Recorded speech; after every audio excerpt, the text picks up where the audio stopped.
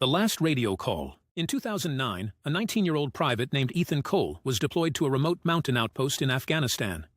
The base was small, 32 soldiers, 1 medic, 2 armored vehicles, and miles of empty mountains in every direction. Their job was simple: watch the valley, report movement, survive. Most nights were quiet, too quiet. The older soldiers always said that was the worst part, because when the mountains went silent, something was coming. Ethan worked night radio. Every hour he checked in with nearby patrol teams. Everything normal.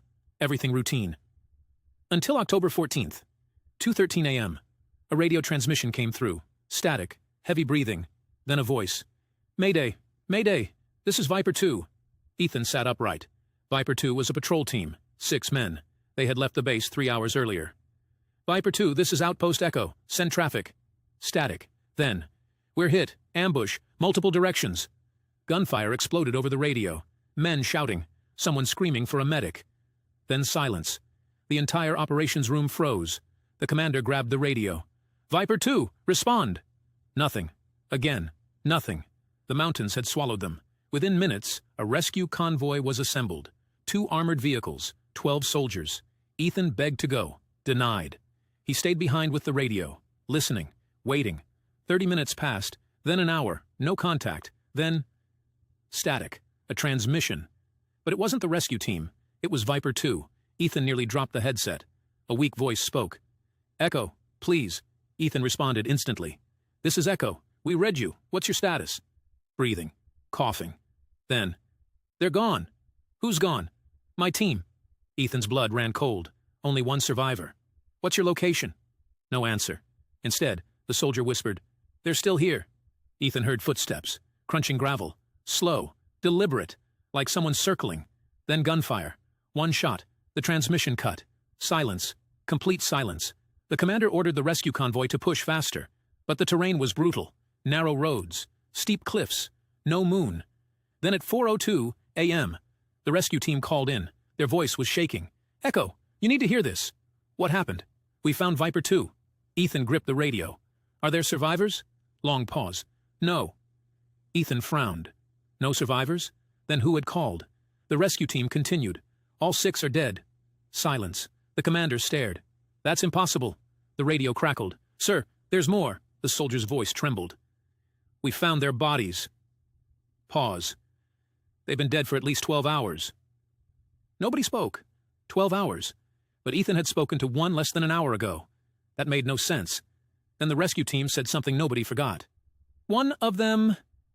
"Which one?" "Private Dawson." Ethan froze. "Dawson," the voice on the radio. "How do you know?" The soldier answered, "Because he's still holding his radio." Pause. "And sir?" The transmission shook with static. "The radio battery is dead." Operations went silent. No power. Dead for hours. Yet Ethan had spoken to him. The convoy returned before sunrise. Nobody slept. Nobody could explain it. The radio was examined. Destroyed. Battery empty. Shouldn't have transmitted anything. Ever. The military report blamed equipment malfunction. Case closed. But Ethan knew what he heard. He remembered the breathing, the fear, the footsteps, the final gunshot. Years later, Ethan left the military. But every October 14th, at exactly 2:13 a.m., his phone loses signal. Every device around him shuts off, and one sound comes through the speaker. Static. Then a whisper. 3 words. The same every year. They're still here. First person, here's the same style but in first person, so it feels more immersive for a voiceover. Title: I answered a radio call from a dead soldier. I was 19 when I got deployed to a remote outpost in Afghanistan. 32 soldiers, 2 armored vehicles, 1 medic, and nothing but mountains around us. Most nights were quiet. Too quiet. The older guys always said silence in those mountains was a bad sign. I didn't understand what they meant, until that night. I was on radio duty. Just after 2 a.m., a transmission came through. Pure static at first, then heavy breathing, then a voice. "Mayday! Mayday! This is Viper 2. My heart started pounding. Viper 2 was one of our patrol teams. 6 guys. They'd left base hours earlier. I grabbed the radio. "Viper 2, this is Echo. Send traffic." Gunfire exploded through my headset, people yelling, someone screaming for a medic.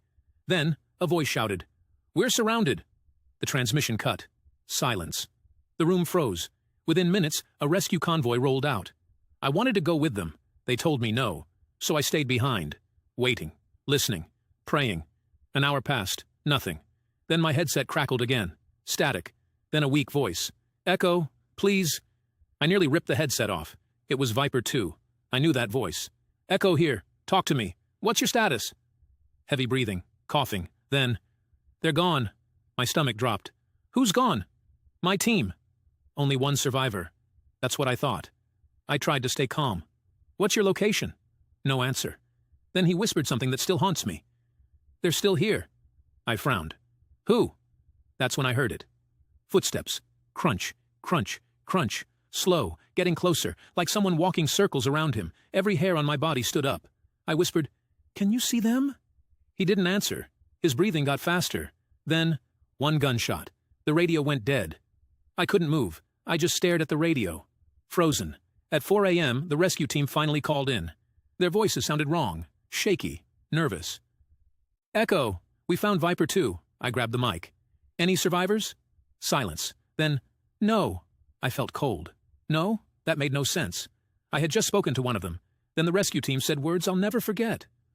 All 6 are dead, I shouted back. That's impossible. One of them called me. Long silence. Then, Sir, they've been dead for at least 12 hours. My blood turned to ice. 12 hours. No, no way. Then they said the worst part. One of them is still holding his radio. I whispered, Who? Private Dawson. That was the voice. That was the man I spoke to. I couldn't breathe. Then the rescue team said something that destroyed me. His radio battery is dead. I just sat there, staring, trying to understand. A dead radio, a dead soldier. And somehow, he called me. I left the military years ago. I never told many people this story. Most wouldn't believe me anyway.